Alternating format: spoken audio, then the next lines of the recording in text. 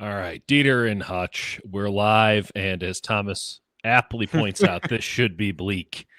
We will try to make it as we can't make it positive. We'll try to make it as entertaining as possible, as Sure. lighthearted as possible. Jesus Christ, I'm worse off for having watched that tape, Jake. It's tough. It's I actually got sad. And part of it is I'll if it's not linked already, I'll make sure I link the playlist. I'm putting out a weekly playlist for grinding tape. But I had a very sort of sad one. I saw like a concert last night. It's great music, but like sort of in like a sad, almost Radiohead vein. And when you're listening to that and you watch Fred Warner snap his ankle, it makes you Mm, really sad. Um, yeah, And yeah. again, we're not fans of the San Francisco 49ers, but Fred Warner's so good at football, and having to watch a team without him is just really, really brutal to watch. This is gonna be really, really bad moving forward. Is the only takeaway that I can give you off of the tape.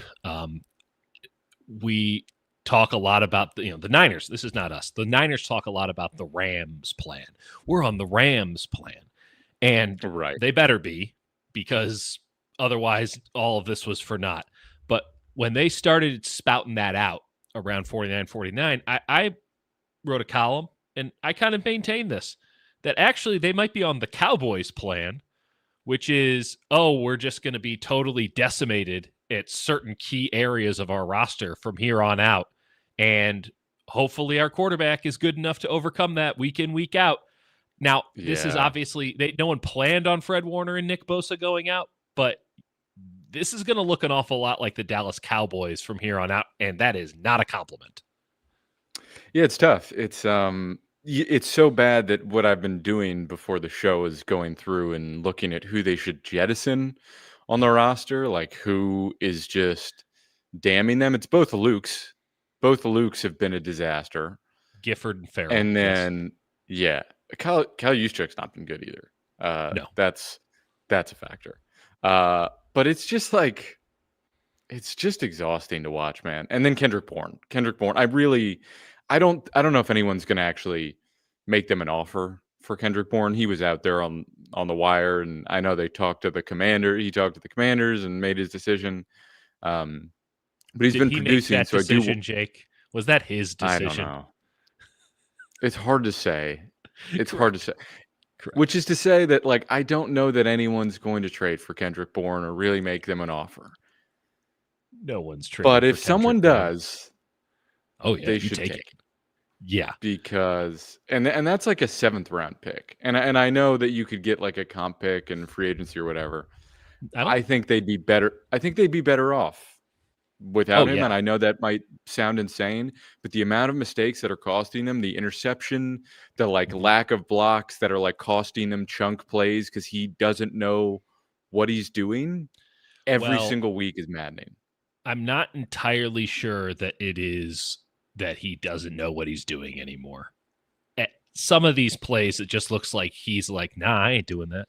Y'all don't pay me enough for me to do that. Is kind of the vibe I got off of some of these block plays. That's on Kyle Shanahan, maybe even more than Kendrick Bourne, for continuing to use him as like a quasi insert blocker, as an He's edge whiffing setter. 75% of the time. It's It's crazy. it's abysmal. It's abysmal, and you have to go for 140 yards and a touchdown to make up for how deficient it is. I went in pretty hard on Christian McCaffrey. I do need to pull back a little bit on that on the third watch of this thing, which is all I'm doing. You can't make me watch this a fourth time. Right. He still has some scoot. It is less than it Yes. was, but it is not. Watching it from the end zone angles, you're like, oh, okay, I was being harsh. So mea culpa on that. Apologies to Christian McCaffrey. Again, not implying that it's 23 McCaffrey, MVP level McCaffrey, but it's not like entirely Right. his fault. This run game has so many problems. I don't even know which one you start with, if you can even start with any of them. Some of these seem like systemic. Like, this run game is so bad. I don't know how it could possibly be fixed. Do you have any thoughts? No, I really quickly want to get to Tony's question of is Bourne trying and whiffing or is he not trying to block? A lot of the time he like it's like I watched a snap where he's looking left to block and then realizes, oh, I'm supposed to block the guy to the right. Doesn't realize what his assignment is. And then there's other times like he just completely whiffs, and it's real, and it's asking tight ends or Kyle Juszczyk to clean up after him when they're supposed to be getting somebody further up the field. Yeah. Yeah, no, that's what it is. He looks like, "Oh, I missed him." But then it's like it means Juice or another tight end has to clean up what he's doing. They have to double team somebody with him that they're not supposed to. They're really supposed to get upfield, but they're like, "All right, well, I could make this a 4-yard run or a negative 4-yard run, or just hope I get upfield and McCaffrey breaks it." Which is not going to happen. No. It's like when the O-line is right, there's Bourne is messing something up, or someone else is, or Jawan Jennings is killing somebody because he needs to, there's so many things that are wrong on every single play. It's never one thing. It's never the same thing. But for everything to line up perfectly, and you watch other teams, like you're watching Tristan Wirfs just destroy people and Kate Otten get through a hole and pump, and you're like, Michael Williams is like trying and getting double teamed, and then it's like Luke Gifford's falling over his own feet. And I'm not trying to just be incredibly harsh, but it's showing up. It's factual. And, Jam is going to say the same thing every motherfucker has been saying nonstop for the last 5 fucking years. And we get it. All right. But like, seriously, they didn't even try to make, like, I don't care anymore. You're right. They didn't try. It was their intent to not try. By the way, where else on the roster were they trying to get better? They tried in one spot, tight end. That's turned into a pile of shit with Luke Farrell. That's the only other spot they spent money. They tried to get better on special teams, you can argue. How's that going for them? Like, no, they didn't try. I mean, kind of, yeah. We can all agree special that teams they is kind of going well. Not really. Like, we can all agree that now that is no longer a viable option. But this whole, like, I told you this was going to happen is bullshit. It's bullshit. Because when Connor Colby and Dominic Pooney are healthy, this offensive line could be fine. But they're not, and they don't have anybody to replace them. And Trent. And then you know that McKivitz isn't like Trent Williams in his prime, so you're going to get plays there. And you keep Brendel in there. And that every spot along that line, you can make the argument, oh, well, it should have been better. Of course it should have been better because they suck right now. Of course you should have done better. I went through the entire roster and identified, by the way, I just identified players who were injured, players who are playing through injury, guys who are non-factors, all of that, nightmares, and just who's actually playing well. Like who's actually, you can confidently say, is playing well. And I came up with, I think, 1, 2, 3, 4, 5, 6, 7 players, not including special teams. Maybe Sesame Street episode over here. Maybe with Alfred Collins, it's 8. I think the Alfred Collins stuff was aggressive in the moment. He's gotten way better. No, I think he's still in the inconsistent bucket. But like I've got like 8 players playing well for them. And that's who are Mac alive? Jones, McCaffrey, McKivitz, Michael Williams, Bryce Huff, Sam O, who I think has been good, but like is very close to the inconsistent category. D. Winters, and that's it. And then it's just the special teams unit. I don't have anyone in the secondary. They're all inconsistent in the secondary. All 3 of their specialists are killing it. Morstead's great. Great. And yet they don't really have a good special teams operation, which is incredible. Eddie and all that. We're talking about players from scrimmage, Woodgravy. Only players from scrimmage. Yeah, Eddie's on the list, believe me. There's a lot of things that need to fundamentally change with this offense. And I do wonder how much changes if Brock is in fact back. What are you thinking on that front, by the way? Like they're saying he's going to practice more this week. Is that enough to put him in there? I think there's one more week of Mac and then it's back to Brock. Yeah. I think that's Brock, how it goes. Hey Brock, why don't you enjoy Will Anderson coming down your fucking face? Like, that's not. You don't have a choice. Yeah, I mean, you do have a choice, and you might just say, all right, well, if we're gonna die, let it be Mac. Maybe 2 more weeks. Maybe you wait this weekend and the next one and play it extra safe. I wouldn't hate that. You mean at the Giants? Oof. I mean, there's no, yeah. Then the Rams, then the Cardinals. Hey, Carolina, week 12. Can we circle that one? Yeah, but it's not about that. I'm talking about from a health perspective. No, I get Um, it. I yeah, get it. I mean, Houston's a tough task to come back against. I think the Giants, you just say, all right, whatever with the turf. People got to play football. Yeah. I think Kittle coming back is going to be pretty huge for them. well, if they can't run the ball with Kittle back, they can't run the ball. Because there is part of me that in the back of my head's like, I don't know, maybe George comes back and all of this is fixed. Like, it doesn't seem realistic, but it is a possibility. Yeah. I mean, yeah, Farrell's really bad. And again, like I'm just watching it. It's bad. They need Kittle back desperately. And Ton just tries, but he's in the Ross Dwelly mode. He physically can't do it right now with the way he's built. Well, and there is a world, a lot of folks Thursday, and I think you and I talked about this. I think it was a fair thought of what do they do with Tonjes once Kittle comes back? Because play him at fullback. That's where my head's at, because you mentioned it earlier, like Juice. It's Jover. There's something to be said for like putting Juice like at tight end, like actual tight end. I kind of like it. And Tonjes at fullback.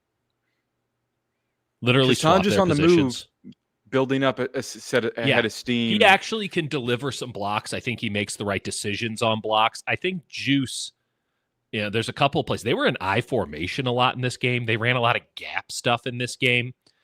They were trying to get back to basics. Like, how about I just say it? Fundamentals. I don't know who the commenter was who complained about us saying fundamentals too much, but for you, getting back to the fundamental tenets of football, they're one step away from trying the wing T and going full Don Farrow. But when doing that, and they still couldn't run the ball.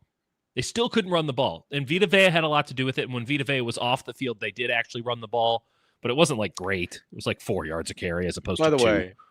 By the way, their whole game plan was like rightly to like double team Vita Vea, but a couple times they just got one-on-ones, and Vita Vea won like almost every single one of those one-on-ones, and it was like Godzilla running through somebody. And it's not even to rip on any of their offensive linemen, because Vita Vea, there's nothing like Vita Vea.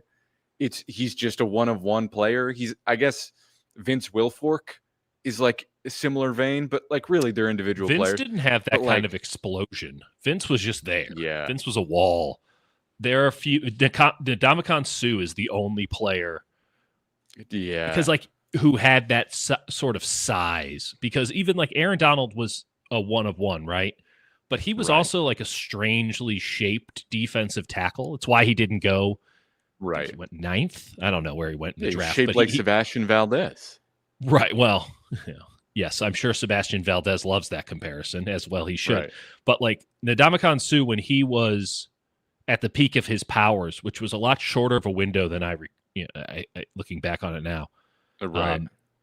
Unstoppable and huge, like 6'3", 6'4", 330. It didn't muscle, fat. It didn't matter. He was operating with some sort of different. He was an alien, and you could triple team him, and he would just throw you out of the way. That was Vita Vea, and Vita Vea. Here's how well Vita Vea played in that game, which was to be expected. He runs into Thomas Morstead. I'm surprised Morstead's leg didn't go into the 10th row, and he's just laughing about it because he knows it doesn't matter. Like I know he's a pretty lighthearted dude in general, the Pride of Milpitas, but like he commits at the time kind of a critical penalty in the game, and he's just like, "Oh shucks, guess you're gonna have to run it into me 3 more times." Warren Sapp is a good point from people. Warren Sapp's a good one too. Warren Sapp's a great shout. Once they got Warren Sapp into a one gap system in that Tampa 2, it was game over. It was game over with Warren Sapp. There's been a lot of great defensive tackles. Vita Vea is one of them. Yeah, he's incredible. I mean, there's no – I won't blame any of their offensive linemen for getting cooked, because literally every single interior offensive lineman that faced him got almost thrown on their rear by Vita Vea at least once in this game. I'm going to take this question from Chuck real quick, who takes on who takes on more of a leadership role with Warner's absence. Lenore talks about it. But is he the one? No, he's not at all. He's not the one. I mean, Lenore had one. He had one like real coverage bust, and people were looking around, and he just sort of stood there quietly. By the way, it's hard to tell like who's busting on coverage because it's happening so often, and it's going to keep happening, and it's going to be a problem for the rest of the year because it's a young secondary. And I texted you. I think they should just. I know this is not how defense works. I know exactly. But I think Renardo Green should only be playing man-to-man and just say, you play man-to-man, everything else will get figured out. I know that's not an actual logical, reasonable way to play defense, but I think there's an element of simplifying stuff that I think would benefit them. I disagree that simplifying would benefit. It would maybe benefit Renardo Green. In the short term, I don't think they should actually do that. But I think in terms of like long term, I think they need to be playing complex coverages to set themselves up for long-term success. But I do think they're struggling to communicate a lot of it. Well, they're unquestionably going to be playing a lot of man-to-man anyway because they're going to have to be blitzing. And this team has shown itself incapable of running zone behind a blitz. And most teams, very few teams, can run an effective zone behind a blitz. So they're going to be playing man anyway. They're already doing a lot of cover 6, cover 9, cover 7 stuff. I don't even know what cover 8 is. It exists. What is cover 8, Jake? Yeah, they're all. I don't know, man. It's too much. Well, they're doing half and half, quarter, half, all that jazz. Where it is Green man to man. Are you saying just turn him into a traveler? Yeah. Just let him follow whoever it is. Well, that is going to be a really fun conversation when you say, Renardo, you're a traveler now, and Diamador Lenore, not you. Right. Not you, sir. So we'll something to keep an eye on. But when you don't have a pass rush, when Fred was out of there, the middle of the field was just for the taking. I mean, how much fun did Baker Mayfield have with those dig routes? Dude, it feels like every dig route they just bust in coverage, and it's either like there's one where Bethune just like bit. Baker's really good at giving like a shoulder fake where he doesn't have to do talked about in the pregame. He's always back there. He's shaking it. He's Saturday Night Fever. Yeah, and so he bit on one underneath, and then it's like 36-yard play behind it because Bethune doesn't have enough depth. And then there's others where it's just like, one guy is playing man coverage or two guys are taking the same player. And then what do you know? Someone else is wide open. It's just, yeah, there's just like so many mistakes on both sides of the ball that it's like the worst vibes for like a 4-2, 3-0 in the division team. It's so weird that they're 4-2 and 3-0 in the division. Philadelphia's got worse. Yeah, that's vibes, true. Baby. We're going down together.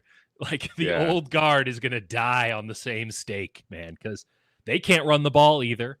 They got quarterback nonsense happening there. Obviously the 49ers social media wide receiver diva stuff kind of pales in comparison because it's not real. That was fun. That was a fun story this week. At least A.J. Brown is posting the things or doing the things that he's alleged to have done. And then, the bigger issue that I have is, yes, they're 3-0 in the division. This division is still tough. The schedule provides very little solace. It's not easy. It's tough down the stretch. Every team is like unpredictable and at the very least not like an easy win, except maybe the Panthers. Maybe the Panthers, maybe the Browns. But that's kind Titans. Not the Browns. The Browns maybe the Titans. The Titans, who's their McCoy is their interim guy. Yeah, I think you're right. All I saw was someone sent me because people have heard tell of my hatred of Brian Callahan, so I was getting a lot of texts about that going down. And after we got off the air yesterday, and I just got one today of the interim coach, and I think it's Mike McCoy, being like, I want to tell all Titans fans we're gonna fart. And then they cut off the video, but he had some sort of brain fart. He said, "Fart, we're going to fart." That's what he said. Is that what he said? Yeah, that's what he said. And then he caught himself, and I'm sure he said something afterwards. But the video is edited to say, "We're going to fart." But in this age of Sora, who's to know what he actually said? Right. By the way, please don't use AI on us. I will criminally prosecute. Yeah, listen, Atlanta this upcoming week that's just a wild game. It's just an You could absolute run Atlanta out of the building, or you could get bludgeoned. I just also think Atlanta has too many dynamic pieces that whoo. it's You don't think they're going to run a dig route? Zach Robinson's got nothing to lose. He's got his next job lined up, baby. He's going to be running some dig routes. They're trying some stuff over there now. They might even run gap once or twice. Zach Robinson doesn't give a fuck anymore. It's awesome. They look good against a Buffalo defense that was just asking to get exposed last night. Though short week, cross country, night game. College, I would always say, if you the visiting team night games, danger zone, because you're just sitting in that hotel all day. NFL, they might like it. NFL, that does not really apply, but I can reverse engineer it. Yeah, I wouldn't love the prospect of Bijan Robinson and Drake London, and I don't Kyle like the Pitts, prospect of Tyler Algier. Just Tyler Algier scares the shit out of me for this defense right now. They've got some dudes. Let's just go brick by brick here. Sorry, pardon the pun. Okay, then 49ers can't. Yeah, I didn't mean to either. It's flowing naturally. I'm in a weird spot. The 49ers secondary can't stop the pass. Is that a fair assessment right now? I think they can when they communicate effectively, but they don't communicate effectively every play. So they can on certain series, but if you get into a longer series, they're going to have a coverage buster too. Okay. So I'm going to go with a no on that one.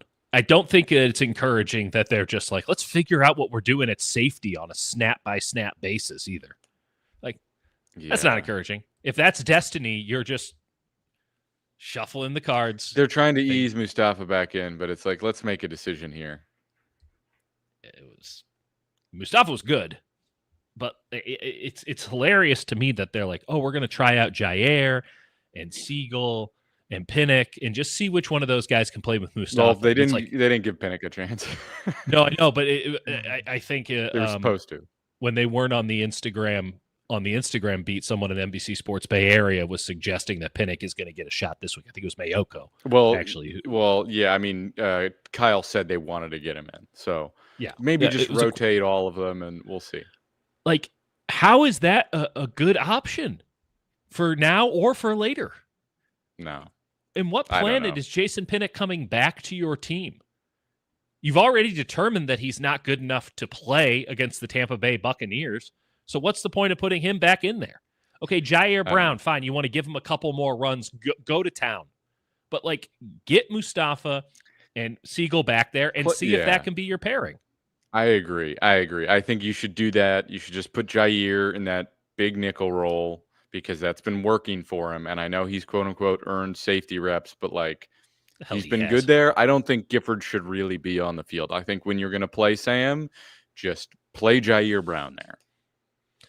I'm not against it. A lot of teams are doing that.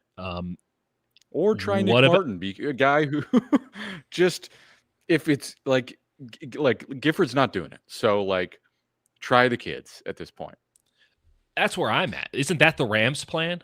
Wasn't that what we were talking about coming into the season? This is what Robert Saleh was telling. Buckle up. It's going to be a roller coaster. Put the kids out there, trial by fire, because you need to find out now or never if they can do it or not. And by November, December, you should really have a good idea. It's not encouraging that Martin hasn't played. I think you and I both know why he hasn't. There's no excuse not to play him now, especially when you need to. He has to be active, just on a numbers basis. He doesn't have to be. They could find a way. He doesn't. It's true. If he's not active on Sunday, well, that would have been a good pick. Though I will say, I'm turning the corner on Stout a little bit. I thought that was he played a lot better. He played a lot better. Yeah, that was a good game from Stout. Again, I've never been anti-Stout. I just think between the two, I would have rather had Parrish and then somebody else. And I didn't. The Stout, he got maybe more flack than he deserved because he was the only rookie who seemed to be acting like a rookie for a couple of weeks.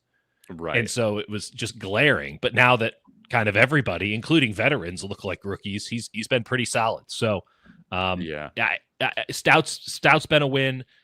Green's been a win. I don't know what you do with Lenore. I would like to have him back on the inside, but you can't move Stout off of that. And then I mean, the linebacker situation is going to be rough because Bethune is a nice, serviceable gap filler, someone who will hit your run fits. But him moving in any other direction, I mean, they really are on the Rams plan. They just have two linebackers who you don't want going backwards at all. Yeah, it's something where it's like you said it a nauseating number of times about the stars and scrubs thing, but we're at a point where you look at the defense and you're like, what are we? How is that supposed to work? Like, how are these pieces supposed to get it done? I mean, yeah, I would be looking at like jettisoning, like look to trade, and these are guys that like no one's going to really offer anything for, but like see if you can get anything for Bourne, for Jordan Elliott, just like even on these position groups that like don't have any depth. I just think there's like something to getting the guys that are going to be part of this thing, meaningful reps going forward, and maybe that'll work itself out naturally, but I don't know. It typically does. Life finds a way, but they're in such a peculiar spot. They're 4-2. They're, I think, minus 290 to make the playoffs in the sports books. They're favored against Atlanta, and yet it feels like it's a rebuild. I mean, it's the best case scenario, kind of, if you were to remove yourself from this and not have to live in the day-to-day. You'd be like, God damn, Niners got something cooking here. But we also were in a situation where I was talking myself into the Niners in 2025 as something that was formidable. And then every time you get close to being like, yeah, I kind of think it might be on, something horrible happens. It was like that before Arizona. And you're like, I don't know, man, maybe something. And then Bosa goes down. And then you're like, okay, let's take a lump off the top. And then Fred goes down and you're like, okay, I mean, make the playoffs, enjoy a trip to Green Bay. I mean, let's go from there. And I think at the end, we'll view this as a very positive experience. And the Niners will go to the podium and laugh at us and say, you fools, we were never going to make it. Right. But it does feel like a little bit of a bait and switch. No. Yeah. It feels like, oh, we got a chance. We're taking these calls seriously. And now it's like, well, there's never, it's never really the goal to compete this year. And the way that they acquired backups or didn't acquire backups, I think told you all you needed to know. Right. GW says, I can't see the interior OL get destroyed anymore. Is there anyone available in free agency that can help? Not mid-season. Nope. If you're asking about next year, that's a different question. I mean, do you want to take like a chance? Elijah Vera Tucker, who's perpetually season-ending injury guy, but like has upside. Do you want to get like, was it Linderbaum from the Ravens? I don't know. I don't think they're a team that's ever going to really do that in free agency. This team told you everything that you needed to know about the state of offensive line play in the NFL in 2025 when they brought 10 dudes onto the 53-man roster. And they couldn't even make a call. I'm going to just throw this out here. I've seen a lot of this bring back Feliciano. It isn't happening. I could go on, but I don't want to be mean. No, you should. Let's move on. So it is... offensive line play is as bad as it's ever been. I mean, who has a good offensive line right now, Jake? The Colts, right? Can you feel good about the Colts? Can you name one other offensive lineman on the Colts? You should actually. Don't they have? Don't they have a German guy? You have to name him. Also, also, he's Austrian. Kellen Diesch? No, I don't know who that is. I'm messed up. You're making me hallucinate right now. Okay, you have Quentin Nelson. Who is their center, Jake? I'm giving this to you. You know it. It's in your soul. I don't know it off the top of my head. Tanner Bortolini. Oh, I knew. Yeah, sorry. You made me panic. It's like when people are on a game show and then they just stop thinking entirely and they're like, can't name a thing. Yeah, Tanner Bortolini, my guy. I'm just saying. And by the way, he's been fine. Bernhard Raimann is who I was thinking of. You weren't even close, and he's Austrian. So Dietrich Bernhard, come on, it's in the same vein. Let's move on. Jake, Sebastian, same thing. I'm just saying, offensive line play. People go, oh, who has good offensive lines? Well, the Eagles, except their offensive line is dog shit right now.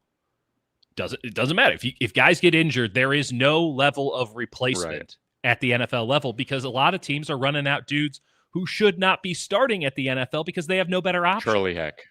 Charlie Heck. For the Bucks, Bucks went on to their third right guard.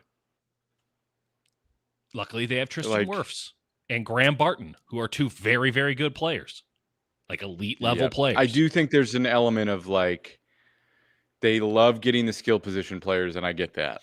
But there's an element of like you need to invest in some real, actual athleticism on your offensive line because the peak athlete is Trent Williams. Colby's athletic. We don't know like what he is. I feel fine about Pooney, but like Brendel's only going to get older. McKivitz is like fine, but like you need something that elevates it and is going to compensate. Even if Trent plays another 2 years and is fine, like you need something that elevates your offensive line and gives you a punch at the point of attack. You need two elite offensive linemen. One can't get it done anymore because every defensive line now has two elite players on it if they know how to build a roster. And I think that the Niners went into this season with the expectation that Dominic Pooney was going to step up and become maybe not an elite level play, but like good enough to where like, hey, we got it. And they really thought highly of Barch. So when Trent falls down and Pooney's been awful. And I feel bad for the guy because I know it's not his fault, but he's still out there and he has to make the plays. Yeah. All you need to know about what's going on with Pooney is that false start. This is a guy who knows that his legs are so shot under him that he has to cheat to be able to win, and he jumped on the snap. And he's slamming the field. He's just dying. Yeah, I mean, Devin's theory is that he played all season without a PCL. I mean, his knees, he's clearly injured, and it's one of those things where it's like, you just forget about these things because you'll be on the injury report and then they just come off the injury report despite like Trent and him both having knee issues and Colby having a groin thing. And you're like, is that still bothering you? And they're like, oh yeah, I'm in pain. But I didn't, but it's not worth bringing it up. I mean, Benali's right. The only team that has the best offensive line in football right now is the Broncos. That's the only one. Speaking of which, it reminds me when I saw Mike McGlinchey warming up in Seattle and he winced and couldn't like breathe. And I talked to him the next day. He's like, oh yeah, I've been playing with broken ribs. And it's like, that's not on the injury report. Like that just like that sort of stuff doesn't pop up unless players tell you. I mean, the NFL's so brutal. But like for offensive linemen trying to play with like actual knee injuries, and those are the two guys you count on, it's really tough. Well, it kind of turns into the end of the season with offensive linemen kind of turns into the NHL playoffs. And it's like, oh, yeah, I have 5 broken metatarsals. You're like, Jesus Christ, you were skating? It's like, yeah, I just smoked 4 cigarettes before every shift. And that's how we got through. Right. Don't tell my wife. I want to go fishing or something. The idea that Pooney wasn't supposed to be a starter is a falsehood, but Colby wasn't supposed to be. And to be fair, Colby was fantastic in his first game. Then he got injured. And now, again, if you don't have that footing, if the feet goes, it all goes, big man, is what Bill Walton once told me. And he's still like coming in as a pretty unpolished guy. So right. Yeah. By the way, we should have gotten Drew Dahlman. Like, to be fair, Drew Dahlman has not been very good for the Bears. He just hasn't. There's been a lot of regret out of Chicago about that signing. I just think that there's this fanciful notion that there are good offensive linemen everywhere. And I do want to highlight this point one more time. People keep saying they need a Trent Williams replacement. Where was this energy for Fred Warner or, I guess Nick Bosa? Maybe they got one in Mikel, though they drafted Mikel with the but Trent's older. Trent's old. Like, that's a different thing. I don't disagree with that, but like the idea that you can just have someone waiting in the wings who's going to take over for Trent Williams has always been ridiculous to me. And I think that if they were in a better cash situation, Jalen Moore would have stayed around because they might have matched that offer. Understanding, hey, we got one more year of McKivitz. Let's just have Jalen maybe be the right tackle after McKivitz leaves, or we can figure it out from there. Because we're in a spot. I'm not saying that would have happened. I'm just saying it could have happened. Right. But it was an impossibility with the cap constraint, not the cap constraints, the cash constraints that were put on them by ownership. And so if this team was spending like it used to, Maybe they would have invested more in the offensive line. Maybe they would have gone out there and thrown a little bit more money around. But instead, they had to be very judicious about where they did it, and they decided that the only places they were going to do it at were backup quarterback, good decision, and backup tight end, good decision, bad result, and special teams. Jury's out. Let's just leave it at that. Has Saron Neal made a play this year? Just one? I'm not sure. One. I'm not sure. It's tough because like they only want to invest in like the middle tier guys, which they could probably. It's probably not a bad way to build offensive line, but now that market's all weird where like Aaron Banks is getting 20 a year. Somebody I was going to mention, they worked out Andre Dillard, Leon. Thanks, Leon. Fine. Thank you, Leon Sandcastle. If you wanted it, that's not going to help you at guard, but yes, it is not going to help you at guard. I also note that the Niners are a victim of their own success here in the sense that a lot of teams around the NFL have incompetent offensive line coaches. And you should see some of the like guys who haven't coached in the league before getting called up from college. Guys who are Nepo babies. It's a position that should be probably third on your depth chart. If head coach, right, above all, offensive coordinator, defensive coordinator, I would say offensive line coach should be third behind that in this order of succession. But some teams treat it like it's a tight ends coach, which is famous in college for being just the recruiter. So very good point from Benali. The O-line like wasn't built for a pass-heavy team.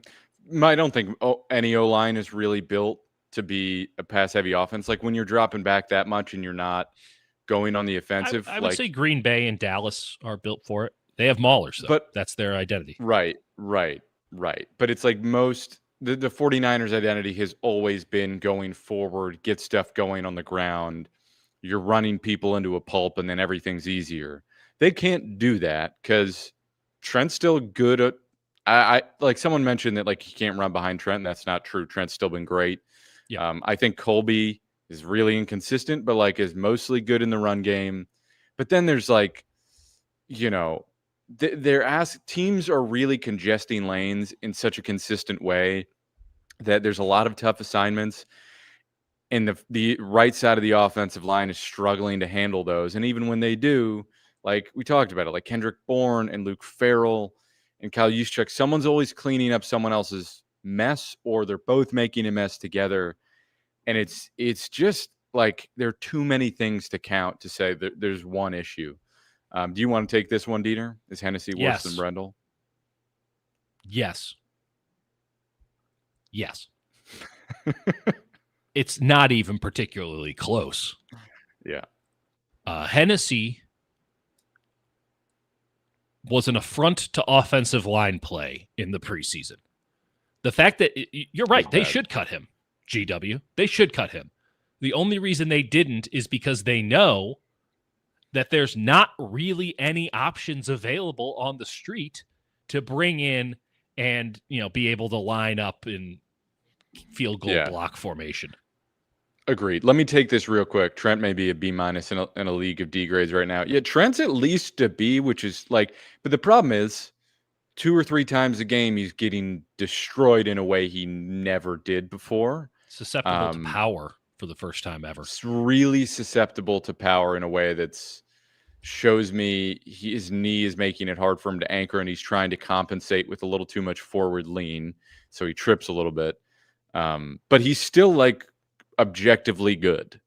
Like but when you're up at like clearly like the best tackle in the league and you go to like human, it's very jarring to watch. Yeah.